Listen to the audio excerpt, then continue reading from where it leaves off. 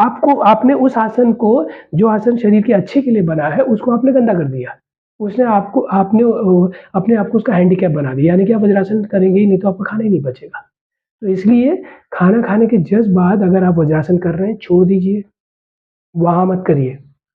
खाना खाया है, बॉडी पचा लेगी जितना उसको करना है। उसको रेगुलर वर्कआउट में इंक्लूड करिए, धीरे-धीरे फिर ब्लड सर्कुलेट होगा। ये जो लार्ज इंटेस्टाइन और स्मॉल इंटेस्टाइन कैसी हैं, ऐसे मूव करती हैं, एयर फ्लो बोलते हैं इसको।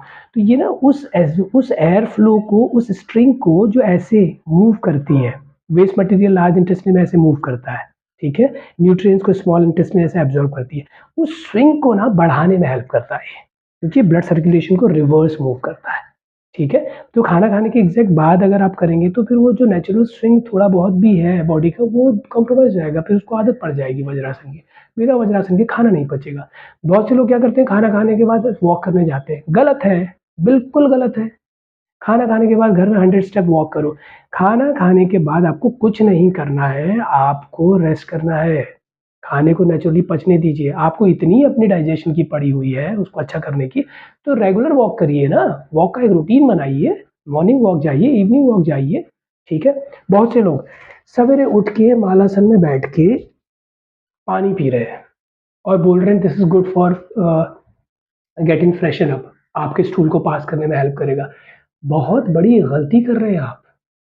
आप जो नेचुरल लार्ज इंटेस्टाइन का जो नेचुरल सिक्रीशन और कॉन्ट्रैक्शन एंड एक्सपेंशन की कैपेसिटी है, उसको खराब कर रहे हैं। ऊपर से पानी पी के बेली बैग को आप बाहर से कॉन्ट्रैक्ट कर रहे हैं, अंदर से आप उसमें पानी पी रहे हैं, तो गलत हुआ। बेली बैग में पानी डाल रहे हैं, वो एक्सपेंड होगा और उसमें बैठ के आप उसको कॉन्ट्रैक्ट करके, ये कौन-सा काम कर रहे हैं आप लोग? तो सवेरे उठ के अगर आप मालासन में बैठ के पानी पी रहे हैं, प्लीज़ स्टॉप इट। पानी पीना एक अलग प्रोसेस है, मालासन एक अलग प्रोसेस है। मालासन कॉन्ट्रैक्ट करता है उस एरिया को, जिस एरिया को पानी पीने के बाद एक्सपेंड किया जाता है। जब आप पानी पी रहे हैं, तो पानी पीने के बाद आपके फूड कैनल से, बेली बैग से ट्रैवल करता हुआ स्मॉल इंटेस्टाइन से लार्ज इंटेस्टाइन से बाहर जा रहा है, वहीं पे आप उल्टा उसको कॉन्ट्रैक्ट करके दबा रहे हैं। ये तो आप ब्रेन को कन्फ्यूज़ कर रहे हैं, ये तो आप बॉडी को खराब कर रहे हैं। तो अगर आपको इतनी पड़ी है कि आपका पानी अच्छे से बॉडी में एसिमिलेट हो, तो आप मालासन को अपने वर्कआउट का हिस्सा बनाइए। कहाँ पानी पीने को मालासन से जोड़ रहे हैं, डाइजेशन को वज्रासन से जोड़ रहे हैं और वो खाना खाने के सीधे बाद वॉक कर रहे हैं। डाइजेशन में वज्रासन हेल्प करता है, तो इसका मतलब ये नहीं कि डाइजेशन और वज्रासन एक साथ करने नहीं। डाइजेशन अलग चीज़ है, वज्रासन अलग चीज़ है। वज्रासन अलग कीजिए, खाना खाने के बाद डाइजेशन अलग प्रोसेस है। इतना ही आपको खाना पचाने के लिए वॉक करनी है, तो वॉक का एक अलग टाइम बनाइए, ठीक है? तो क्या करना चाहिए और क्या नहीं करना चाहिए, ये जानना ज़रूरी है। इसीलिए मैंने बोला बेसिक उसमें डिटेलिंग की बहुत ज़रूरत पड़ेगी आपको, ठीक है? तो बैक टू वज्रासन। तो जब आप वज्रासन पे बैठेंगे, तो आप टो को आउट कर दीजिएगा। मैंने आप लोग को बताया जब टो आउट होते हैं, तो इसको बोलते हैं plantar flexion. Plantar flexion against the gravity body को काम कराने में हेल्प करता है। जैसे कि आपको कोई वेट उठाना है अगेंस्ट द ग्रेविटी, उसमें आपका प्लैंटर फ्लेक्शन, टो का आउट स्ट्रेचिंग, ये हेल्प करता है।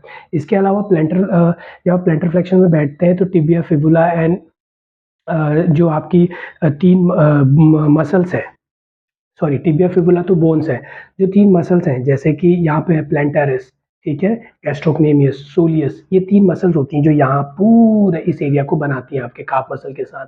तो ये तीनों टोन होंगी। काफ मसल को सेकंड हार्ट बोलते हैं क्योंकि ये ब्लड को वापस हार्ट की ओर पंप करता है, ताकि ब्लड उसको प्यूरिफाई करके वापस बॉडी में भेजे। तो आपके काफ मसल्स की फंक्शनिंग अच्छी होगी और आपकी हार्ट की हेल्थ अच्छी रहेगी। तो जब आप वज्रासन पे बैठते हैं तो काफ मसल्स का काम अच्छा होगा, काफ मसल्स पे को ज़्यादा फ़ायदा हो गया, ठीक है? काफ मसल सेकंड हार्ट है तो हार्ट को फ़ायदा होगा ब्लड को पंप करने में, तो हार्ट के लिए अच्छा वज्रासन। ये जो आपकी लार्ज इंटेस्टाइन और स्मॉल इंटेस्टाइन की जो न्यूट्रिएंट्स एब्ज़ॉर्प्शन और वेस्ट मटेरियल को फ्लश आउट करने की कैपेसिटी है, उसमें जो स्ट्रिंग का काम करती हैं आपकी लार्ज इंटेस्टाइन, स्मॉल इंटेस्टाइन, उस स्ट्रिंग को सपोर्ट करने में हेल्प करेगा। ये आपके एंकल जॉइंट्स को बहुत अच्छे से फ्लेक्स करेगा, ये आपके नी को बहुत अच्छे से बेंड करेगा। आपकी बॉडी की आदत हो जाएगी कि नी से नीचे का हिस्सा जो है, शिन बोन, काफ मसल्स, एंकल, टोज़, फुट, आपके फीट, इन पे बॉडी का वेट लेने की, बॉडी का वेट शिफ्ट करने की कैपेसिटी बढ़ा देगा। ठीक है? तो इतने सारे फ़ायदे हैं वज्रासन से। वज्रासन इज़ ऑल्सो एंशिएंट आसन, सर्वगुण संपन्न आसन है, शरीर के हर हिस्से को फ़ायदा करेगा, बट स्पेशली इसको आप डाइजेशन से कनेक्ट कर लीजिए, हार्ट से कनेक्ट कर लीजिए और बॉडी की वेट हैंडलिंग कैपेसिटी से कनेक्ट कर लीजिए, ठीक है? अब वज्रासन में बैठेंगे कैसे? ये आपने पैर फोल्ड कर दिए और ये आपके पीछे टो जॉइन है, ठीक है? अब इसी के साथ एक और आसन हुआ है जिसको मैं बोलता हूँ उत्थित वज्रासन, लिफ्टेड थंडरबोल्ट पोज। देखिए आपको टो को अंदर कर लेना है, ये टो को अंदर कर लेना है, तो ये हो जाएगा आपका उत्थित वज्रासन, लिफ्टेड थंडरबोल्ट। लिफ्टेड क्यों? थोड़ा इसमें आपकी हाइट बढ़ गई है, ठीक है? ये देखिए लिफ्टेड थंडरबोल्ट, इसको ये साइड से देख लीजिए कैसे टो अंदर कर लिया। टो अंदर कर लिया। अब ये प्लैंटर फ्लेक्शन जब टो आउट होता है, डॉर्सी फ्लेक्शन जब टो अंदर होता है। तो जब डॉर्सी फ्लेक्शन क्या करता है, बॉडी की ना ज़मीन की ओर लैंडिंग कैपेसिटी को अच्छा करता है। आपने जंप ली, जंप करने के बाद जब आप लैंड करते हैं ना फ्लोर पे, वो लैंड कितनी स्मूथ होगी वो डॉर्सी फ्लेक्शन से आपके डिसाइड होता है। तो ये डॉर्सी फ्लेक्शन है, ये प्लैंटर फ्लेक्शन है। इससे जॉइंट्स अच्छे होते हैं, इससे मसल्स स्ट्रांग होती हैं, ठीक है? तो आप तो यहीं पे जो मैं बोल रहा था आपको tibia, fibula and talus 3 bone होती हैं, टिबिया, फिबुला एंड टेलस ये मिलके एंकल जॉइंट का जंक्शन बनाती है। तो ये आपकी बोन अच्छी होंगी इससे। अब यहाँ होता क्या है जब आप उत्थित वज्रासन पे बैठते हैं तो आप देखेंगे आपकी जो शिन बोन है वो डायगोनल हो गई है। नी नीचे की ओर आ गए, एंकल ऊपर की ओर आ गए। तो इसमें घुटनों को ज़्यादा फ़ायदा होता है। तो वज्रासन डाइजेशन में ज़्यादा हेल्प कर रहा है, हार्ट की हेल्थ के लिए ज़्यादा फ़ायदा कर रहा है, बॉडी की जंपिंग कैपेसिटी बढ़ाने में हेल्प करेगा वज्रासन और वज्रासन काफ मसल्स के लिए अच्छा है। वहीं पे उत्थित वज्रासन बॉडी की लैंडिंग कैपेसिटी को बढ़ाने में हेल्प करेगा, नी जॉइंट को स्ट्रॉन्ग करेगा, ये जॉइंट डिसऑर्डर के लिए ज़्यादा अच्छा है। एंकल जॉइंट्स को अच्छा करेगा, नी जॉइंट को अच्छा करेगा, ठीक है? तो vajrasana is for muscles, utthita vajrasana is for joints, vajrasana is for digestion plus heart health और utthita vajrasana for joint disorder and healthy bones and strong joints. Okay, vajrasana body की जंपिंग कैपेसिटी को अच्छा बनाएगा, अगेंस्ट द ग्रेविटी आप कैसे काम करें, जैसे आप वेट लिफ्ट करते हैं तो अगेंस्ट द ग्रेविटी ये कैपेसिटी बढ़ाएगा और उत्थित वज्रासन लैंडिंग कैपेसिटी बढ़ाएगा, आप कितनी स्मूथली जमीन पे चीज़ों को रखते हैं, ये कितने अच्छे से वेट को हैंडल कर पाते हैं। अब यहाँ पे एक और चीज़ आती है, डॉक्टर आप देखना जब घुटनों का दर्द होगा, एड़ियों का दर्द होगा, कमर का दर्द होगा तो डॉक्टर आपको एक चीज़ बोलेंगे कि आप सीढ़ियाँ चढ़ना चाह रहे हैं तो चढ़ सकते हैं, बट प्लीज़ कोशिश करिएगा कि आप सीढ़ियाँ उतरना अवॉइड कीजिए अगर आपके जॉइंट्स में पेन है, स्पेशली एड़ियों में, घुटनों में और कमर में। क्यों ऐसा बोलते हैं? इसी वजह से डॉर्सीफ्लेक्शन एंड प्लैंटर फ्लेक्शन की वजह से। मैंने क्या बताया आपको? जब आपको कोई भी चीज़ अगेंस्ट द ग्रेविटी करनी है, अप स्टेयर्स क्या है? अगेंस्ट द ग्रेविटी, ऊपर की ओर चढ़ रहे हैं, तो आपको मसल की ज़रूरत पड़ेगी, मसल के सपोर्ट की ज़रूरत पड़ेगी। तो जब आपके जॉइंट्स में पेन है, घुटनों में या फिर एंकल में या फिर बैक में, तो आप अगर अपस्टेयर्स चढ़ेंगे तो आपकी मसल उसमें सपोर्ट करेंगी। क्यों? क्योंकि वहाँ पे प्लैंटर फ्लेक्शन का रूल अप्लाई होगा। तो जब आप अपस्टेयर्स चढ़ेंगे तो जॉइंट्स पे उतना प्रेशर नहीं आएगा। क्यों? क्योंकि मसल उसको सपोर्ट करेंगी। बट वहीं पे जब आप डाउन स्टेयर चढ़ते हैं, जाते हैं, टुवर्ड्स द ग्रेविटी जाते हैं, तो वहाँ पे डॉर्सीफ्लेक्शन काम करता है। डॉर्सीफ्लेक्शन क्या है? जब टोटल वेट आता है जॉइंट्स पे तभी लैंडिंग अच्छी होती है। तो वहाँ पे जॉइंट्स पे एक्स्ट्रा प्रेशर पड़ता है, मसल का सपोर्ट नहीं मिलता है। इसीलिए डॉक्टर्स जब आपको कमर का दर्द है, घुटनों का दर्द है, एड़ियों का दर्द है, तो अपस्टेयर चढ़ने के लिए मना नहीं करते हैं, बट डाउन स्टेयर जाने के लिए मना करते हैं। क्यों? क्योंकि अपस्टेयर्स में मसल का सपोर्ट मिल जाता है, तो ईज़ी टू लीड हो जाता है। डाउन स्टेयर्स में मसल का सपोर्ट नहीं मिलता है, सारा प्रेशर जॉइंट्स पे आता है, इसलिए उसको अवॉइड किया जाता है। ठीक है? तो ये दिमाग में रखिएगा कि अगर आपके घुटनों में दर्द है, एड़ियों में दर्द है, बैक में पेन है तो उत्थित वज्रासन नहीं करेंगे, वज्रासन करेंगे। ठीक है? तो ये था आपका उत्थित वज्रासन। देख लीजिए उत्थित वज्रासन, ऐसे बैठना है आपको 2 पॉइंट इन करके, कमर सीधी, हाथ थाइस पे। ठीक है? इसको पीछे से भी देख लीजिए। ये अब सामने से देख लीजिए।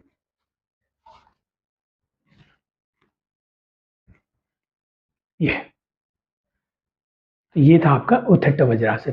ठीक है? उत्थित वज्रासन की जो हिस्ट्री है, ये एंशिएंट आसन में शायद नहीं आता है। इसके बारे में मैंने बहुत जानने की कोशिश की, बट आई थिंक दिस आसन was developed later on, but vajrasana is ancient आसन। उत्थित वज्रासन 5000 साल पुराना ही है, बाद का है, जैसे-जैसे डेवलप्ड होते गया योगा, तो नए आसन उसमें इंक्लूड होते गए। बट क्योंकि वज्रासन का ही काउंटर आसन है, तो आप इसको ले सकते हैं, ठीक है? अब मैं आपको ना इसमें पैर कैसे आपको रखने हैं उसको थोड़ा नज़दीक से दिखाता हूँ, थोड़ा कैमरा नज़दीक से करके आपको ये दिखाता हूँ कि वज्रासन में पैर कैसे होने चाहिए, टो का हिस्सा, और उत्थित वज्रासन में कैसे होने चाहिए, ठीक है? चलिए। वज्रासन में आपके टो ऐसे जॉइन रहेंगे, ये, और घुटने जॉइन रहेंगे, और ये जो एंकल है इनको आप धीरे-धीरे दूर करिए और फिर धीरे-धीरे पेल्विक फ्लोर को उस पे रखिए। ये देखिए, मैं दोबारा से करके दिखाता हूँ। ऐसे जॉइन रखिएगा, फिर धीरे-धीरे हील को आउट करिएगा एंड जॉइन, और फिर धीरे-धीरे बैठ जाइए। तो हल्का-सा इसमें गैप भी हो सकता है आपका। ये है आपका वज्रासन में पीछे फीट की कंडीशन, ठीक है? अब उत्थित वज्रासन में क्या करेंगे? धीरे से टोज़ को पॉइंट इन करेंगे, डॉर्सिफ्लेक्शन पे, एंकल जॉइन एंड ये बैठिए, ठीक है? तो ये हो गया उत्थित वज्रासन, ये हो गया वज्रासन। ऐसे बैठना है आपको, इसको दिमाग में बिठा लीजिएगा। ऐसे ऐसे नहीं चलेगा, ठीक है? ऐसे ऐसे नहीं चलेगा, बिल्कुल आपस में कोऑर्डिनेटेड रहने चाहिए। हल्का इसमें गैप कर सकते हैं आप, इसमें गैप कर सकते हैं, अगर आपको कंफर्टेबल नहीं, बाद में इसको जॉइन करके फिर बैठिएगा। हालाँकि वो हिप बोन में लगेगा, तो आप इसको थोड़ा ऐसे कर सकते हैं। ये ठीक है, ठीक है? अगर आपको फिर भी कंफर्टेबल ना लगे, तो हल्का-सा ये भी ठीक है। ये भी ठीक है, ऐसे भी बैठ सकते हैं। फिर उतना ही गैप आपको घुटनों के बीच में भी रखना पड़ेगा। तो अभी मैंने आपको ये बताया कि जब आप वज्रासन करेंगे तो टोज़ पॉइंट आउट कैसे करने हैं आपको, और जब उत्थित वज्रासन करेंगे लिफ्टेड थंडरबोल्ट पोज़, तो टो पॉइंट इन कैसे करना है। बट बहुत से लोगों को वज्रासन में बैठने में प्रॉब्लम होगी, स्पेशली आपके ये फीट का एरिया, ये एंकल का एरिया पेन करेगा, किसी को शिन बोन का एरिया पेन करेगा, किसी का घुटने का एरिया पेन करेगा। तो उस पेन से बचने के लिए बहुत से लोग क्या गलती करते हैं कि वो लोग ना ऐसे बैठते हैं, ऐसे, पेन को शोल्डर की वजह से रोकने की कोशिश करते हैं। तो क्योंकि जैसे ही आप शोल्डर को रिलैक्स छोड़ेंगे, तो शोल्डर पे जो वेट होल्ड किया हुआ है, वो वेट एंकल पे शिफ्ट होगा और यहाँ पेन ट्रिगर होगा, ठीक है? या फिर कमर को ऐसे टाइट कर लेंगे, ऐसे, या गर्दन को टाइट कर लेंगे, या कमर को टाइट कर लेंगे। क्यों? क्योंकि कमर को जैसे ही लूज़ छोड़ेंगे, वेट टोज़ की ओर जाएगा और वहाँ पेन होगा।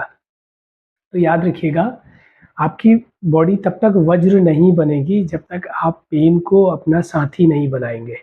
इसीलिए इसका नाम वज्रासन है। जब आप बार-बार वज्रासन पे बैठेंगे, तो एक दिन ऐसा आएगा कि आपका ये एरिया रॉक जैसा बिल्कुल स्ट्रॉन्ग हो जाएगा। फिर आप इसमें आराम से बैठ सकेंगे, जैसे मैं अभी बैठ पा रहा हूँ। चाहे वो वज्रासन हो, चाहे फिर वो उत्थित वज्रासन हो, इस पे आराम से बैठ के बात भी कर पाएँगे। देखिए शोल्डर पे रिलैक्स है, बैक तो मैंने और बेंड की हुई है। सारा वेट ही मेरा अब अभी पैरों की ओर है।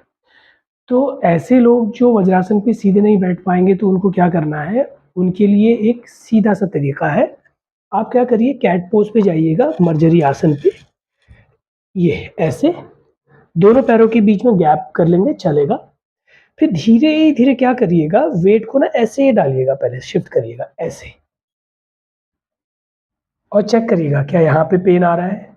फिर जब यहाँ पे पेन नहीं आ रहा है, तो थोड़ा 1-2 कदम और आगे बढ़िएगा। फिर ऐसे बैठिएगा, फिर धीरे-धीरे हाथ घुटनों के और नज़दीक लाइएगा, ऐसे बैठिएगा। फिर धीरे-धीरे हाथ थाइज़ की ओर लाइएगा और आँखों को क्लोज़ करके पूरा फ़ोकस बॉडी वेट पे और टो पे डालने की कोशिश करिएगा। ये, ऐसे बैठने की कोशिश करिएगा, ठीक है? एक बार और, आपको कैट पोज़ पे जाना है, टो पॉइंट इन करने हैं, धीरे से पहले अपने पेल्विक फ्लोर को पीछे ड्रॉप करना है और देखना है वेट तो ट्रिगर नहीं हो रहा है, तो नहीं हो रहा है, तो थोड़ा और चैलेंज करना है, फिर हाथ थोड़ा नज़दीक लेने हैं, इस पे बैठना है, पेन ट्रिगर नहीं हो रहा है, मान लिया इस पॉइंट पे पेन ट्रिगर हो रहा है, तो इसी पे बैठिए थोड़ी देर, इसी पे बैठिए, धीरे-धीरे आप इस पे बैठेंगे तो आदत हो जाएगी बॉडी को आपके इस एरिया को, पैर के इस एरिया को वेट लेने की, तो आप देखेंगे एकदम यहाँ पे पेन नहीं होगा। फिर जब लगे फिर धीरे से आगे बढ़िए, यहाँ पेन होने लगे तो अब यहाँ रुकिए, फिर धीरे-धीरे ऐसे करके अपनी लिमिटेशन बढ़ाइए और एक दिन आप ऐसे बैठने लगेंगे, ठीक है? अब वज्रासन पे क्या करना है, तो आउट कर लेना है और पहले आराम से हिप को ड्रॉप करना है, ये रुकना है थोड़ी देर, फिर धीरे-धीरे हाथों को नज़दीक लाना है, फिर धीरे-धीरे, धीरे-धीरे ऐसे ही वज्रासन पे बैठने की कोशिश करनी है। घुटनों के बीच में गैप होगा क्योंकि कैट पोज़ में तो गैप होता है पैरों के बीच में, चलेगा। बाद में आप उसको करेक्ट कर सकते हैं। परफेक्शन तो प्रोसेस का हिस्सा है, आप प्रोसेस को फ़ॉलो कीजिए, परफेक्शन अपने आप आएगा, ठीक है? तो जो लोग नहीं कर पाएँगे ऐसे करके उनको प्रैक्टिस करनी है। देखिए पेन होगा, कुछ आसन माँगेंगे आपसे डिमांड करेंगे कि आप पेन को फ़ेस करें, तभी तो एक अच्छा शरीर निकल के आएगा, ठीक है? और फिर जब आप उस पेन को हैंडल करने के बाद उस आसन को अचीव कर लेंगे, फिर फ़ायदे भी तो कितने हैं उसके, ये समझिए। तो ठीक है, यहाँ पे आज हमने कुछ आसन डिस्कस किए, इन आसन्स को आप प्रैक्टिस करिए और प्रैक्टिस करने से पहले इन आसन्स को डिटेल में समझिए। याद रखिएगा मैं डिटेलिंग दूँगा अभी, वर्ड स्पोकन डिटेलिंग दूँगा क्योंकि मैं चाहता हूँ आप बहुत अच्छा अपना बेस बनाएँ, अपना फाउंडेशन बनाएँ। अगर मैं डिटेलिंग नहीं दूँगा, सीधे आसन करूँगा, एक आसन करूँगा, दूसरा आसन करूँगा या सीधे कोई एडवांस आसन करने लग जाऊँगा, head stand, shoulder stand, sarvangasana, हल आसन या फिर मयूरासन, मैं तो कर लूँगा, मेरा शरीर क्योंकि मैंने सालों की प्रैक्टिस की है, वो कर ले रहा है।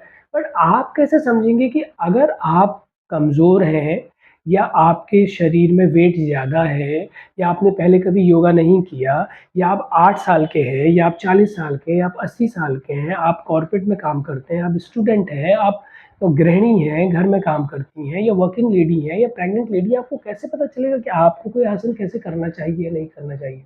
तो उसके लिए जो ये डिटेलिंग मैं दे रहा हूँ, इस डिटेलिंग से आप कनेक्ट करेंगे और कनेक्ट करने के बाद आप फाइंड आउट करेंगे कि हाँ, मुझे एक-एक चीज़ डिटेल में बताई जा रही तो मुझे क्या-क्या सेफ्टी पैरामीटर्स रखने चाहिए ताकि डैमेज कम हो। ठीक है? तो इसी थॉट के साथ ये वीडियो यहीं पे मैं एंड करता हूँ और आप इन आसन्स का फ़ायदा उठाइए। नेक्स्ट वीडियो में मिलते हैं कुछ नए आसन के साथ। और हाँ, अगर आप अपनी सोसाइटी में, अपने स्कूल्स में, अपने ऑफ़िस में या फिर अपने फ्रेंड सर्कल में, इंडिया के किसी भी शहर में, दुनिया के किसी भी शहर में हैं और वहाँ कोई वर्कशॉप करना चाहते हैं, कोई योगा क्लासेस करवाना चाहते हैं, तो I am available for that. आप मुझे कॉन्टैक्ट कर सकते हैं। मेरा नंबर है 7738279810। मैं रिपीट करता हूँ 7738279810 और अल्टरनेट नंबर है 9806322273। I repeat it once again 9806322273। तो इन नंबर पे आप कांटेक्ट कर सकते हैं। I am available for you people. तो आपको किसी भी चीज़ से रिलेटेड, कोई बीमारी से रिलेटेड करना है, स्टूडेंट्स के लिए करना है, कॉर्पोरेट सेक्टर के लिए करना है, आपका वर्क परफॉर्मेंस अच्छा नहीं आ रहा है तो आपको अपने एम्प्लॉइज़ के लिए करवाना है, आपको टीचर्स के लिए करना है, आपको ओल्ड एज पीपल के लिए करना है, किसी भी तरीके की वर्कशॉप करनी है तो आप मुझे बता सकते हैं। मैं उसके बेस पे आप लोग का एक वर्कशॉप का डिटेल प्रोग्राम बनाऊँगा और उसके बेस पे आप किसी भी शहर में हैं, आपकी वर्कशॉप लेके आप लोगों को योगा से ज़्यादा फ़ायदे देने की कोशिश करूँगा। ठीक है? धन्यवाद।